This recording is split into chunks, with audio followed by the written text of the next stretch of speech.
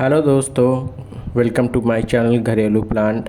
आज एक ऐसे पौधे के बारे में जानेंगे जिसकी पत्तियों को कई लोगों ने बचपन में किताबों के बीच ज़रूर रखा होगा। अगर आपने भी इस पौधे की पत्तियों को अपने किताबों के बीच में ज़रूर रखा है तो हमें ज़रूर बताएं। आज हम जिस पौधे के बारे में बात करेंगे उसका नाम है थूजा। इसे हम विद्या के पेड़ के नाम से भी जानते हैं। इसके अलावा इस पौधे का नाम मोरपंखी से भी जानते हैं।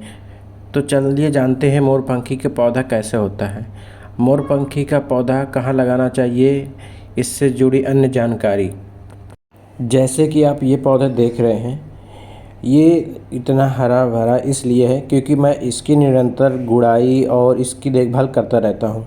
अब पौधे में थोड़ा सा पानी लगाने के बाद जब पौधे की मिट्टी नमी आ जाए तो आप उसमें हल्के नुकीले चम्मच या खुरची या खुरपी जो भी हो, आप उससे गुड़ाई कर दो ऊपरी सतह को अच्छी तरह से गुड़ाई करने के बाद। क्योंकि यह पौधा एक सदाबहार पौधा होता है, इसके ऊपर लाल और भूरे रंग की छाल होती है।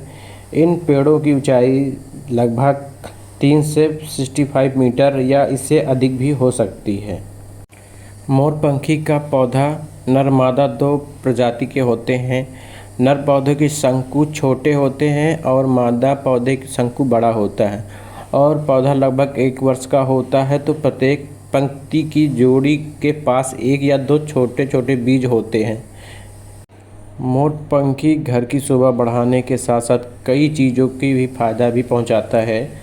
मोरपंखी के पौधे अगर आप वास्तु के अनुसार लगाया जाए तो यह घर में सुख समृद्धि का भी प्रतीक माना जाता है। आइए जानते हैं इस पौधे में हम क्या डाले हैं जिससे कि इसकी पत्तियां खूब हरी भरी और सुंदर दिखाई पड़े। इसके लिए हमें पौधे की गुड़ाई अच्छी तरह से करने के बाद आप देख सकते हैं कि मेरी जो पौधे की मिट्टी है वो भुरभुरी हो चुकी है।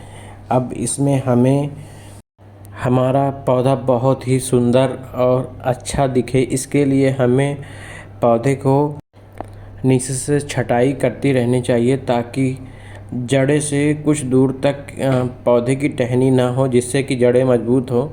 हालांकि ये पौधा शंकुकारी होता है, इसके लिए हमें कोई विशेष ध्यान नहीं रखने की ज़रूरत होती, बट फिर भी आप इसको नीचे से छांटते रहें ताकि जड़ें मजबूत होती रहें।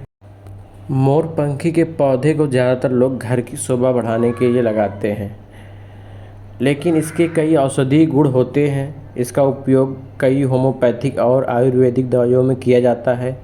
मोरपंखी के पौधे से निकलने वाली ऊर्जा कई बीमारियों से भी बचाती है। मोरपंखी के पौधे के बारे में ऐसा भी माना जाता है कि इस पौधे को घर में लगाने से घर में लक्ष्मी जी का वास होता है। इस पौधे में हम डीएपी डालेंगे। जैसे कि आप देख रहे हैं, ये 10 से 15 दाने डीएपी के होंगे और इसको हम गुड़ाई करने के बाद इस पौधे में हम डाल देंगे, क्योंकि डीएपी में डाई अमोनियम फास्फेट होता है और जिस पौधे में फूल की आवश्यकता नहीं होती, उनकी पत्तियों की सुंदरता के लिए हम डीएपी का उपयोग करते हैं। डीएपी फर्टिलाइज़र पौधे में पोषक के लिए नाइट्रोजन और फास्फोरस की कमी को पूरा करने के लिए सबसे अच्छा स्रोत माना जाता है। इसमें 18% नाइट्रोजन, 46% फास्फोरस पाया जाता है। इन पोषक तत्वों को 93.5% में घुलनशील फास्फोरस और 15% अमोनियम नाइट्रेट के साथ बाजार में उपलब्ध है।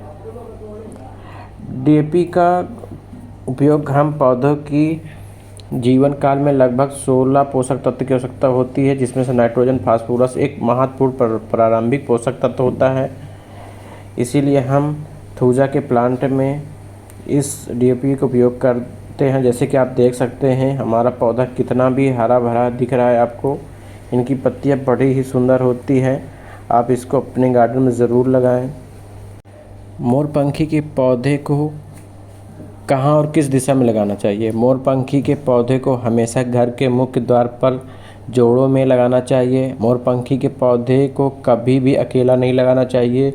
यह घर को हवादार बनाने के साथ साथ नकारात्मक ऊर्जा घर में आने से रोकता है। मोरपंखी के पौधे को कभी भी सूखने नहीं देना चाहिए। जब भी विद्या का पेड़ पानी से सूखने लगे तो तुरंत पौधे में पानी देना चाहिए। वास्तु के अनुसार मोरपंखी के पौधे को उत्तर या पूर्व दिशा में लगाना चाहिए। इससे घर में श्री लक्ष्मी जी का कृपा बनी रहती है। मोरपंखी के पौधे हमेशा ऐसे जगह पर लगाएं जहां पर पौधे की पर्याप्त धूप मिल सके। अगर आप मोरपंखी के पौधे तैयार करना चाहते हैं तो गर्मियों में इसके बीज लगाना शुरू हो जाते हैं। इसके बाद अगस्त और सितंबर के महीनों में पककर तैयार हो जाते हैं, तब आप इसका बीज लगा सकते हैं। वीडियो में जानकारी आपको कैसी लगी, लाइक एंड शेयर ज़रूर करें।